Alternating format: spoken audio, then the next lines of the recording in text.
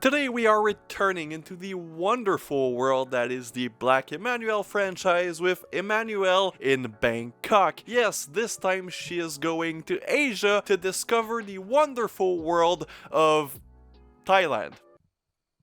That's where Bangkok is. Let's get to know each other better. Now, if you're unfamiliar with the Emmanuelle franchise, which at this point on my channel you shouldn't be, we have Laura Gemser, who plays Emmanuelle, a world-renowned reporter who's world-renowned for what exactly, we may never know. She likes to take pictures and travel the world. And this time she is going to Bangkok to interview the King of Thailand. Why, you might ask? It's not important. In fact, it really doesn't matter because that plotline goes nowhere. Emmanuelle, you are impossible.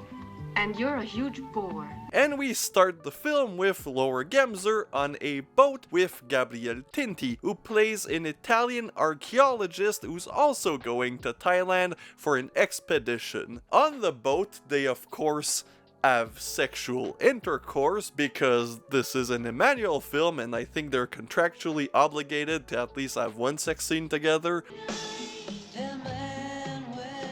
Anyways, after their night of lovemaking, they land in Thailand.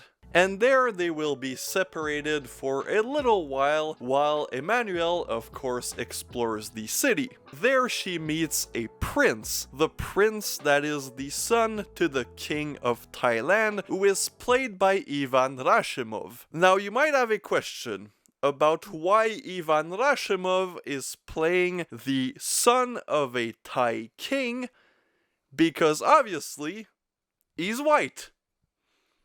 And that's a fair point, and I have absolutely no explanation other than them being able to advertise the fact that Ivan Rashimov is in this film. And then we'll get a few sequences that really feel different from the later Black Emanuelle entries. Films like Emmanuelle in Prison, Emmanuelle in America, Emmanuelle and the Last Cannibal World feel way more exploitative. However, this part of Emmanuelle in Bangkok just feels like a fun, wholesome travel video. It really reminded me of this era's Mondo films without the racism,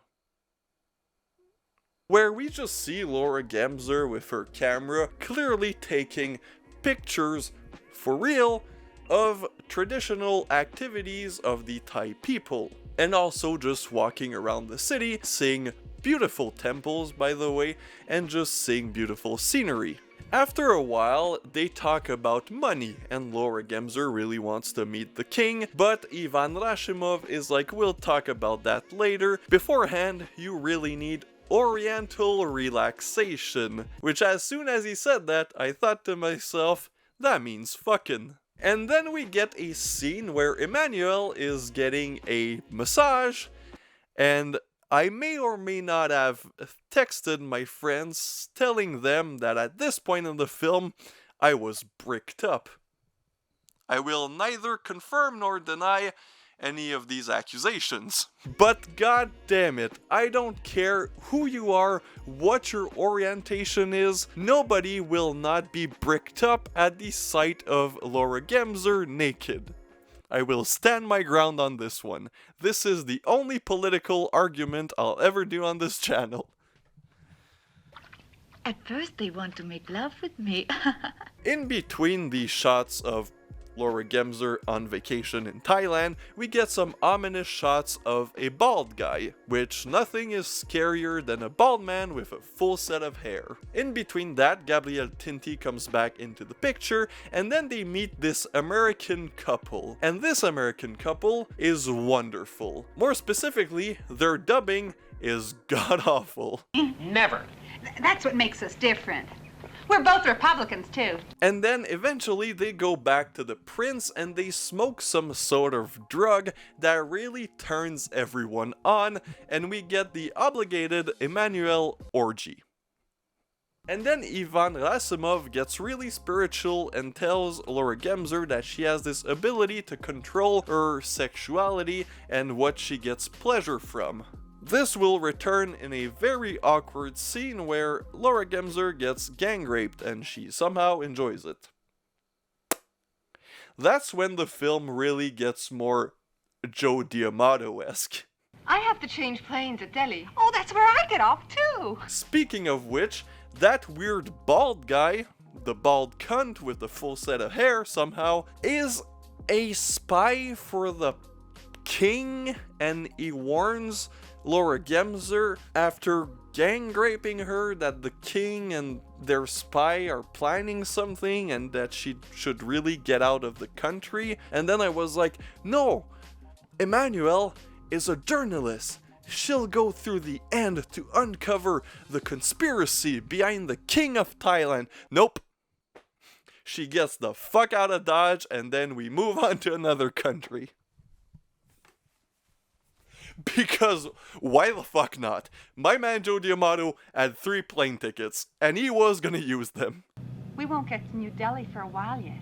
Finally, we get to the final act of the film that really surprised me in the sense that this gets weirdly romantic and emotional. Over in some country, doesn't really matter, Emmanuelle is stranded because she got her passport and everything stolen from her in Thailand. I should have maybe mentioned that was important, but I was too distracted by the bald cunt with the full set of hair. Anyway, she ends up at the consulate where she meets the love of her life. Because yes, this turns into a romance. And no, I swear to you, I didn't cry during this film. I might have, a little bit. It's really touching. Which again is really surprising coming from an Emmanuelle film directed by the guy who made Porno Holocaust.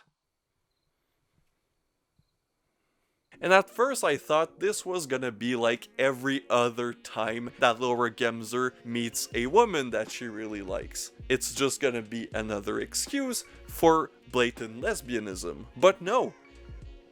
Kind of. There was that aspect, but it was really about their relationship and the character of the woman that Emmanuelle falls in love with. How she's this strange mix of a mature woman, but she has like aspects of, you know, being a spoiled daughter of a consulate. It's this really fascinating plot that, again, I didn't expect from a movie that I popped on to diddle my fiddlestick. Shall we initiate her? Eventually, however, this love story will have to end because, well, Emmanuelle is called upon another adventure, this time in Paris. And the last 4 minutes of this film are truly touching, where she has to say goodbye to the woman she's now fallen in love with. And then it ends. We don't even get the traditional Joe D'Amato of something fucked up happening in between that, it just ends on that. And then you have your penis in your hand and you're like, God damn, this is gonna be a cry wank. So what did I think of Emmanuelle in Bangkok? Holy shit, this might be one of my favorite of the Black Emanuelle films. Yes, it starts off as a fairly tame, straightforward sexploitation film from that era in Italy, but it somehow turns into more than that, while still keeping in theme of being a sexploitation film from Joe D'Amato. There is so much nudity. I think this has way more nudity than every other Emmanuelle film I've covered, and there is so much lesbianism and threesomes and orgies. Like, this is pure goddamn sleaze, but it somehow feels way less trashy than Joe D'Amato's other entries. The cinematography is again amazing. You have what is probably the most beautiful cast in any of these Black Emanuelle films. Not only is Laura Gemser radiating with beauty, as again she usually is, but everybody else in the cast is like filmed in this beautiful light where even the characters that are supposed to be ugly, mainly the men in this film, the Gabriel Tinti, the Ivan Rashimov, the predatory kind of bad characters, they're still shot in a beautiful way that make you trust them until they show you that they can't be trusted. The only place it gets really awkward, and that's intentional, is really that gang rape scene where every character is ugly, because they're doing an ugly act. But yeah, this was a fucking surprising one. I was really expecting just after the first 45 minutes, hour, to just be like, haha, I'm gonna make a few jokes, and I'm just gonna say, yep, it's another Emmanuelle film. It's really good because I like those. But this turned out to just really be a good film.